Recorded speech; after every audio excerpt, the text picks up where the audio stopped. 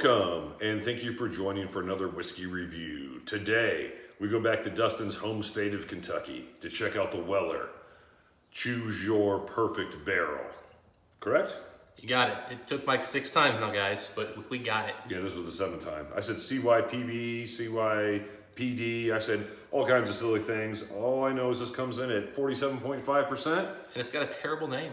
And it's got a name that is not easy to say the first time. No. Dustin, what can you tell me about this one? So the story on this, Mike, is that a few years back, Buffalo Trace put out a poll to find out what everybody's perfect bourbon would be. So they just regular people pick this? Regular people that went and they said, like, do you prefer a barrel stored at this part of the rick house or this portion of the rick house? What age would you like your bourbon to be?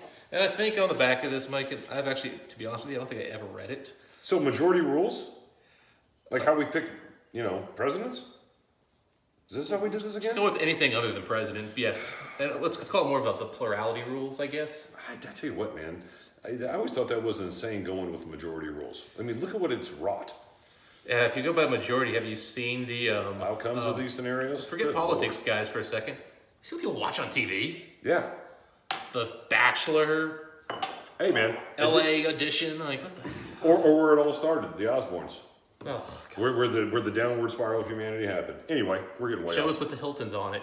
We're getting way off topic. Yeah. Anyway, so Mike, apparently the people who did this apparently like their whiskey young, but a little older than maybe your standard offerings from Weller. And I believe they came up with something 7-9 year range, something along those lines. I forget exactly where they picked it in the warehouse. Bottom line, this was sort of their special, majority rules bottling, and this is a fairly limited release whiskey for bourbon.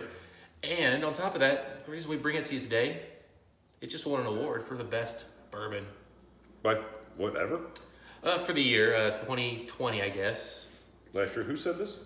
It was one of the large, I believe it was the San Francisco guys, but I could be wrong. So it was one of the big, whiskey tasting groups that did it. And I figured Weller is Buffalo Trace's bottom shelf mash bill 3 brand, but it's the best bourbon in the world. So I guess we've got to see if it's worthy of being on a top shelf whiskey. We'll be the judge of that, Dustin. All right, so this is a very dark caramel color, like most bourbons are. So a nice color on it. Again, 47.5% ABV, 95 proof, solid ABV offering. Let's get into it. Yeah. And right off the bat, Mike, I get surprisingly a lot of berry notes here. A lot of vanilla and caramel. A lot of vanilla, a lot of caramel. And you definitely pick up on that weeded note at the end there. But it's a lot fruitier and sweeter than I'm used to in the Weller. It's got a lot more going on. It's actually, and my first impression here is it's a more complex, and it does nose like it's a little bit older. Like it's spent some time in a barrel. Yeah, besides the caramel and the vanilla, I'm definitely getting like an apple note to it as well. Fresh apple. It's like cut in half. See that? I'm more of a light berries. Yeah, I'm struggling to pick up the berries. Well, I think the apple and the berry is the same note we're getting. I'm picturing like it's not like a bitter berry. Like it's not like it's somewhere between a raspberry and a apple. Okay. So I can see that.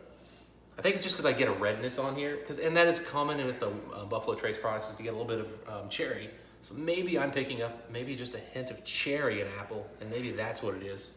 You're right. As soon as you said cherry, I was like, maybe it's more cherry than apple. But yeah, kind of right there. I think it's all there.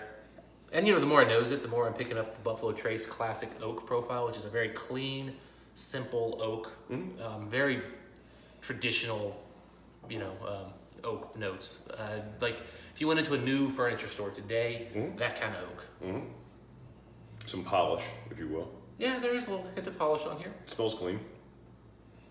And I get what you're saying with the oak note too. I gotta say this, hopefully I'm impressed by the palate, because this is definitely not the best smelling bourbon that I smelled in 2020 by a long shot. Did Brown-Forman not enter this competition with their King Kentucky? King Kentucky, I'm not sure if that one was in there. That being such a limited release, they may not have submitted it. Okay, makes sense. What are you picking up with the palate? Sweet Weller. It's a little bit richer than some of the Wellers I've had, at least in my memory, and it's doing fairly well here. But it's a very simple, straightforward, but very well executed weeded bourbon. Yeah, on the palate, it was caramel, very bourbon-esque notes. Reminds me a lot of the Weller Antique 107. As soon as you swallow, though, big wallop of vanilla. It's very vanilled. And there's a good bit of oak spice there, which is surprising. A little bit of oak. I mean, I wouldn't say the oak is overpowering. Well, remember, we're talking 7 years to 9. We're not talking, Maybe get the virgin cask, though. Yeah. I mean, so there's a different kind of oak note with bourbons. Yeah, a lot of times absolutely. compared to scotches. But, I'm getting a lot of, the Weller 107 to a certain degree. A little more, with a little bit more of a vanilla twinge to it. But, if it's, a similar price bottle, I mean, that makes complete sense. Yeah. So I'm picking up, with water, believe it or not, Mike, smoke. Now, this is bourbon oak smoke, not peated smoke, but... Well, I'm getting a chewy oat note with it, a little bit more with water, but people were saying the same thing. Yeah, I'm getting like that charred barrel, like the smoke that would come off from that. It almost kind of reminds me of like the Talisker 15 as far as the oak note with it, or maybe like that Lagavulin Distillery Team 2018 where you get like that overly charred oak note to it. I don't mind that, but anyway, I think the water's killed the nose here. It's taken away the sweetness, and it's just bringing in young whiskey. I'm almost getting like some corn nuts here now, Mike. There is something nutty as far as like, I don't know, almost like a corn cob sort of nuttiness to it. Yeah. It's smelling like a young whiskey now. I mean, just a boring, like, I don't want to pick a brand because they all have distinct notes, but this is more like maybe a benchmark would smell with the water. Well, Dustin, I asked before we started this we said we're going to pour a little bit of the Weller Antique 107 just to kind of throw in as a comparison. So I had a little pour of this. A bottle that was always like $28, and if I was going to get a bourbon for $28, like it was a good buy. Here the last couple of years, it's like not tripled, but over doubled in price. It's $50 now. Yeah, and it's a little bit harder to get to, but it was always one that I kind of liked. So as a comparison, I wanted to pour that here. And I got to tell you, with water, the 107 is actually sweeter. I agree, but the initial up front C.Y.P.B was sweeter and it was bolder. And I'll tell you what, the 107 is I'm struggling to pick up a lot on the nose. It's a little sweeter, a little more corn. I just kind of wanted to have this as a there's just not a lot to nose here at all in the first place. And then if we give this one a little taste. Sure, we can give it a little taste. This is my idea. Okay. I'm kidding, it was Dustin's idea. It's obviously younger. Obviously younger. Simpler. Probably half the age. Yeah, I mean, it tastes half the age at least. So I would be willing to pay double for this bottle as compared to the 107. What do you think is wrong these days? All right, Mike. Retail here in Ohio is $40 on this guy right here. Sounds about right. And the 107 runs for $50, believe it or not. Oh, this is way better, right? Now, as we know that bourbons are hard to get, the secondary market on the 107 these days goes for about $100, which, I mean, no way I'm paying that. Overpriced whiskey. Yeah. I got a coworker that just absolutely slated on this particular subject. Yeah. Bought a bunch of them at 28, like 100 of them at 28. Just yeah. Good times. Profiting off of that, yeah. Yeah. So what's this run secondary? $600 to $800, Mike. U.S. U.S. Not pesos. U.S. dollars. U.S. dollars. Monopoly money.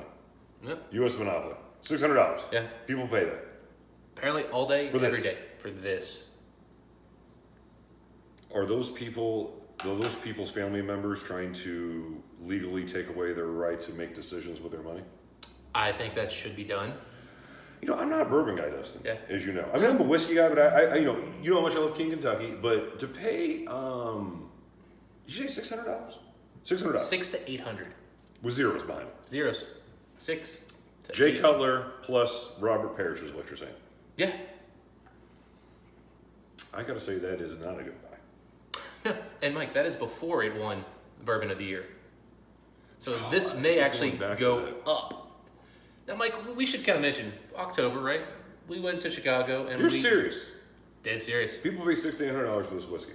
Yeah, $600 to $800 For this whiskey. for this. They get towels for 25 cash drink for that. I know. Okay, keep going. Yeah. I'm sorry, you threw me. I'm sorry. Seriously? Seriously? Mike, they could buy 2 of the most overpriced scotches we talk about. Macallan 18s that we laugh at the price of these At days. $300. Yeah, they could buy 2 of those.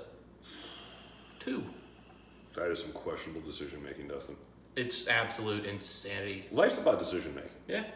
So is this super rare? Did they get it because they think like, you know, in 10 years it's gonna be worth $5,000? Like, what's the scenario? Now, Because, well, I tell you what, these are hard to find. I will say, me having one of these is just pure fluke. I was at a bourbon tasting that this was like the worst bottle in it, and I won a raffle, and they only had like 3 bottles to choose from, and you chose this. it was I was the third person pulled, so I had one choice. Oh, okay, there we go. Get this for $40 or not, and I was like, and you know, I mean, again, for $40, I think it's good. Goodbye. I think $40. I think this is something I actually enjoy drinking. For $40, you're right. There's a huge leap between 40 and $600 to $800. Now, I will admit, at the time, I was unaware that I could have sold this for $600. I wouldn't open it. I thought maybe I could get $200 at the time, and I was like, well, $200 versus, you know what? I'll drink it. That's really not our wheelhouse. Selling whiskey, you know what I mean? Yeah, it's not our thing. It's not what we do. And so in my mind, I'm like, We're buyers. $200. It's not worth me going through the effort of selling. If I'd known I could get over $600, this would have been out the door. That's an impressive secondary market on bourbons. I mean, but you know, I don't appreciate bourbons the way that I do. But again, if you told me King Kentucky goes for $800, I say I get that. It's an absolute stunner. You know, but you know, King Kentucky is what, $1,200? Okay, but I even get that.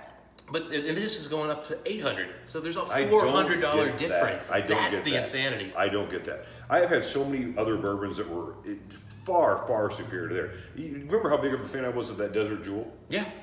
Twice the whiskey this is. Oh, Smoke Wagon kills this. So yes, easily. You know what I mean? Yeah. Forget about King Kentucky. I mean, that's a dead subject. But I'd rather have Stag Jr. than this. Oh, absolutely. From the same distillery. And those go for about $200. Way better buy. So I can have 3 Stag Juniors or one of those. That's a simple choice to make. You might be able to get 4. You know, one of these.